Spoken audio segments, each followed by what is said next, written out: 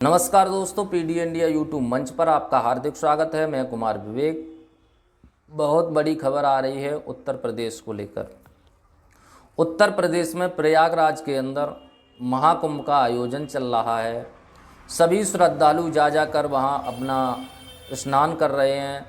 मौनी अमावस्या के दिन शाही स्नान होता है, जहां नागा साधु हों और कई लोग अपनी जो मनोकामना पूर्ण करने के लिए मौनी अमावस्या के दिन कुंभ में स्नान करने के लिए जाते हैं। लेकिन कुंभ का जब स्नान हो रहा था उसी समय रात को एक बड़ा हादसा हो गया, जिसमें कई लोगों की जान जाने की आशंका जताई गई है। अभी कोई क्लियर नहीं है कि इस हादसे में कितने लोगों की जान गई है, लेकिन करीब बताया जा रहा है 50 से 100 लोगों की जान जाने की आशंका है।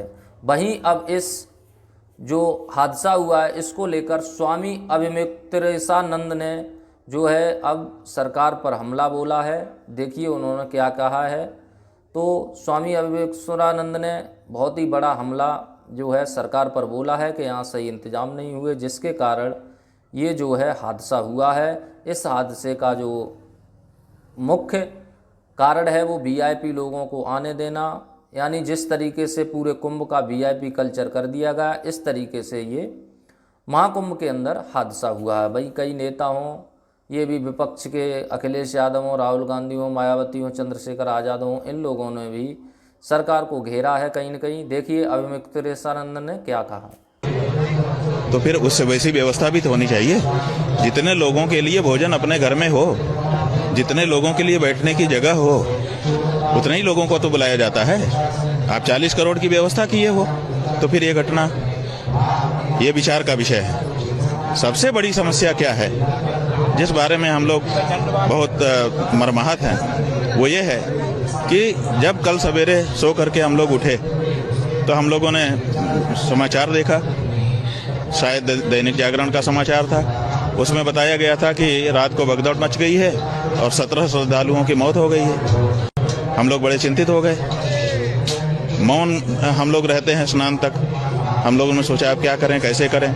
फिर पता चला कि सब नाव निरस्त कर दी गई है। जो हम लोगों के स्नान के लिए व्यवस्था बनाई गई थी, प्रशासन के द्वारा समाचार आया कि वो सब निरस्त कर दी गई है, अब कुछ नहीं हो सकता है। तो हमको लोगों को लगा कि घटना तो जो बताया गया सही है। फिर हम लोग प्रतीक्षा करते रहे। 10 बजे के करीब, 10 साढ़े 10 जो भी रहा हो समय, मुख्यमंत्री जी का बयान आया। मुख्यमंत्री जी ने कहा कि कुछ रात को भगदड़ हुई है, ऐसे घटना हो गई, कुछ लोग घायल हुए हैं, गंभीर रूप से घायल हुए हैं और अफवाहों पर ध्यान न दें। फिर उनका ट्विटर आया। ट्विटर पर उन्होंने लिखा कि अफवाहों पर ध्यान न दें।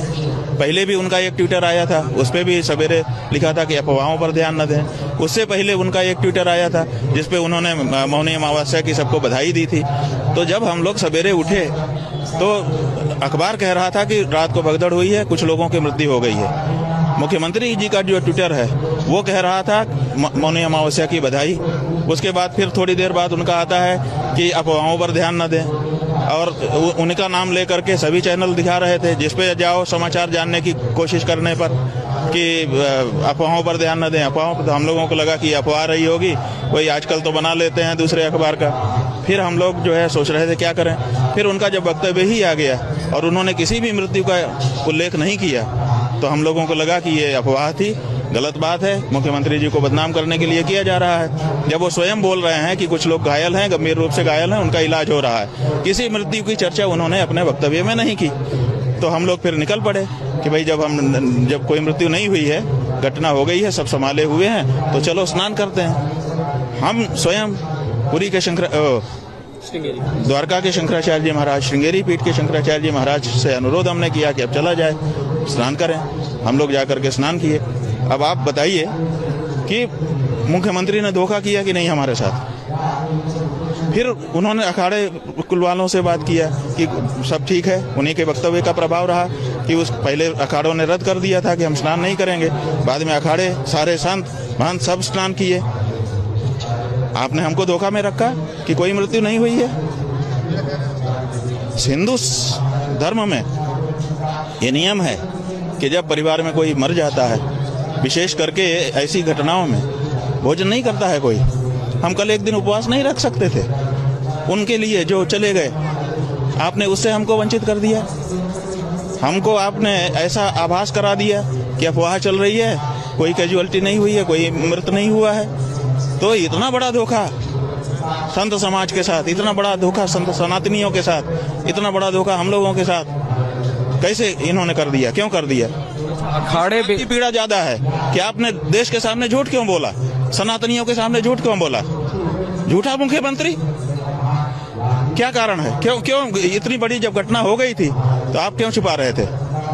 तो इस बात की पीड़ा ज्यादा है कि जो घटना हुई वो तो हो गई, लेकिन इन्होंने उसको छुपाने का प्रयास किया जी। अब तो छुपाए रहे। शाम को जाकर के बोलते हैं कि वो हो गया है। आप पूरे दिन आपको पता ही नहीं था, दुनिया बता रही थी, आपको पता ही नहीं था। तो आज सबसे बड़ी जो हम लोगों के मन में पीड़ा है वो ये है कि हमारा मुख्यमंत्री झूठा है।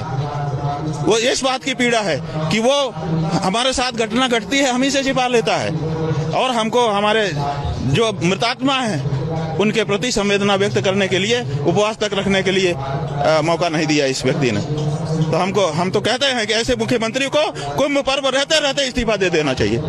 ये नहीं है पद के काबिल, ये जनता से झूठ बोलता है। जो सच्ची बात है, घटना घट गई, उसको सामने रखो कि भाई ये हो गया है।